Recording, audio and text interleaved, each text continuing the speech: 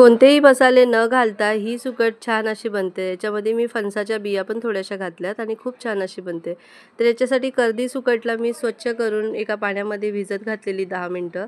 त्यानंतर मग कढईमध्ये तेल घालून त्याच्यामध्ये 4 हिरव्या मिरच्या स्लिट करून घातल्यात, 1 हिरवी मिरची आणि लसूणची पेस्ट घातली आहे, थोडासा कढीपत्ता घातला आहे, कढीपत्त्याने चांगली चव येते।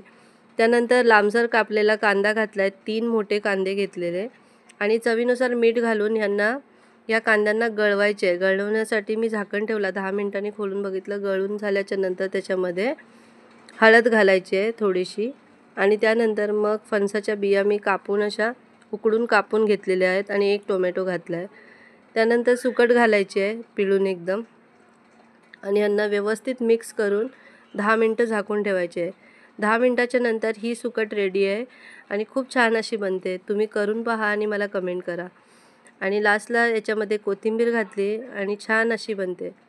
माझ्या यूट्यूब चॅनलला सबस्क्राईब करा आणि माझ्या आयडीला फॉलो करा। भेटूया नवीन व्हिडिओमध्ये। बाय।